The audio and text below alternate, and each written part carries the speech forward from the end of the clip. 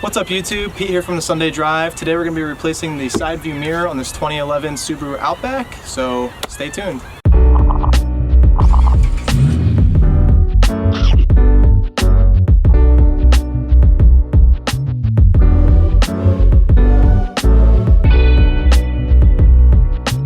So here's a look at the inside panel of a 2011 Subaru Outback. If your panel looks like this, then the process should be the same. And here's the mirror. Someone had sideswiped the car and the mirror actually hit the window and damaged it. But as you can see, there is no more mirror there. So we're going to be replacing it with this mirror. This is an OEM replacement mirror. As you can see in the corner right there, it has a symbol to show that it's a heated mirror. And here's the harness, so it has a plug. So it should be pretty simple to replace. So let's get into it. First, we're going to pop off this trim cover, and this will actually expose the 3 bolts that hold the mirror on. So I'm gonna use this plastic trim tool to pry this off.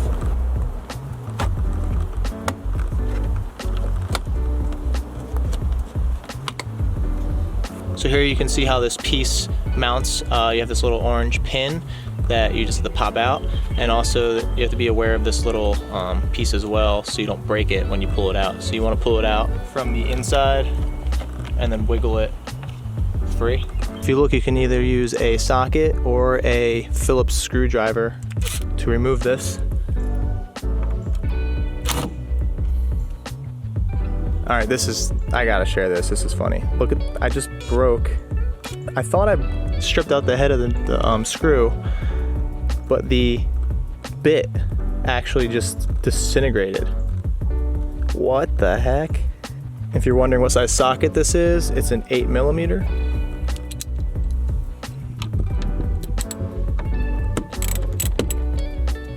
Yeah, it wasn't even that tight. I don't know why that bit broke. That's crazy. All right, so here's the first of the 3 screws. Now, you might actually be able to get all 3 screws out without taking the door panel off, but since the mirror is heated and powered, you're gonna need to take off the door panel anyway to get to the wires. So if you're wondering how to get the door panel off, there is a screw in this handle, and there's also a screw back here. Very carefully. In here we have a Phillips.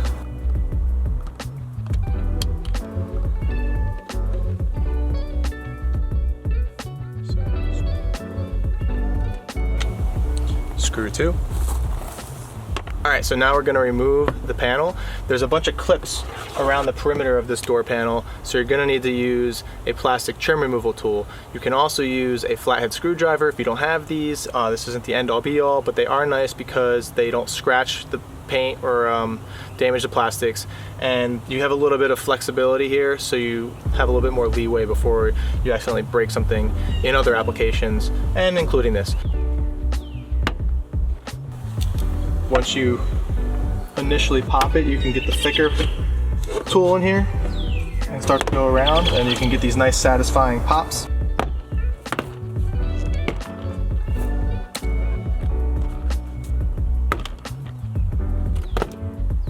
And once you unfasten all the clips around the perimeter, you'll see it flops. You can go ahead and pull this up and it comes off. So I've got the door panel hanging off. It's actually being held up by these cables right in here. That's the cables for the latch mechanism, so they go up to here, and the lock. If you look down from the top and you pull it back, you can see there's a electrical connection there, and it runs all the way over here. And also you can see the clips. So you actually don't even need to disconnect these cables or even that harness, because the mirror plug is right here. So you don't need to remove this clip or anything. That all stays there. Just push on this button right here. Out pops that. Just gotta take out these other 2, and then this might be also kind of popped on with a clip on this side, so we'll see.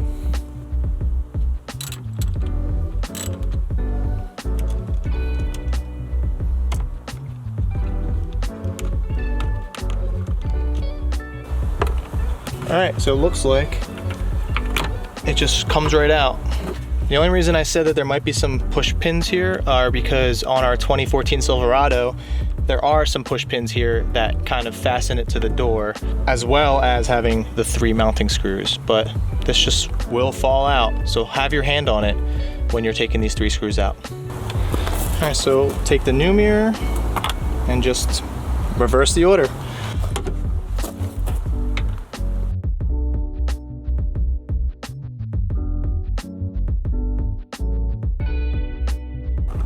So this is the new mirror, by the way, and I don't really like how this rubber trim, or it's almost like a gasket, like a seal, is sitting.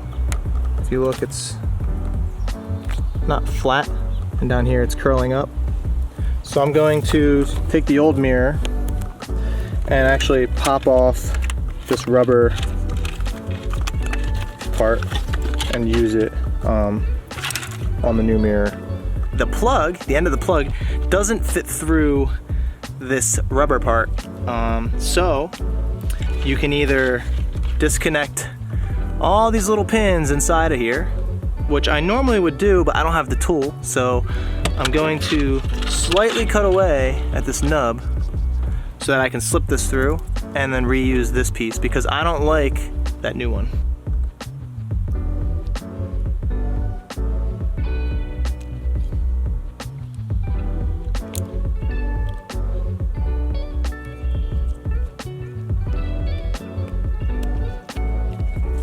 All right, so that's off. I'm gonna put it on the new mirror. Another thing I noticed is, actually, let me pop this off. If you look here, they actually already kind of have it so that you can pop this plug through.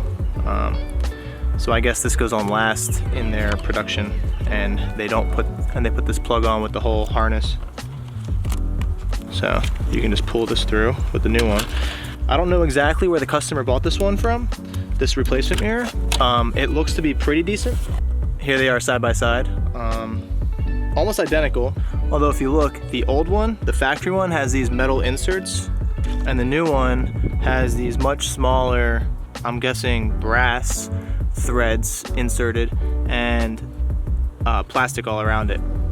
Not a huge deal, but I did notice that one of these holes doesn't line up perfectly. It still fits, but it's not as perfect as this one. The new trim piece is installed, so now we can put it back on again and know that this rubber seal is better.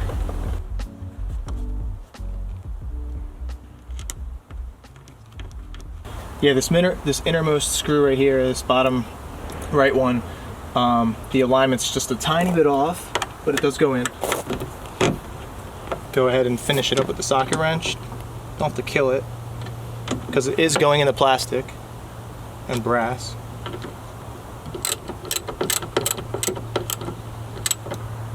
So since we've plugged this in, you're probably going to want to see if the motor works and you're getting electric to it. So here you can see that the mirror works perfectly fine. It's working up and down and left and right, so that's good. And after ensuring that the mirror works, go ahead and pop this panel back on. You're going to start by dropping it down from the top.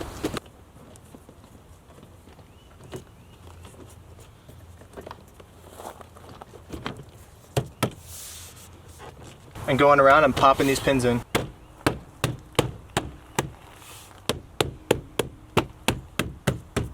Finally, you just need to put the last 2 screws in and you're good to go. After the mirror is on, you can pop on this cover.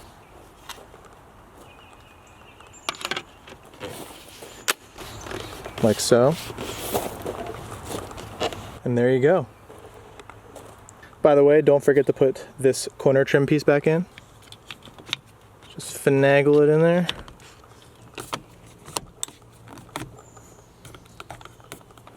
The mirror has been successfully replaced.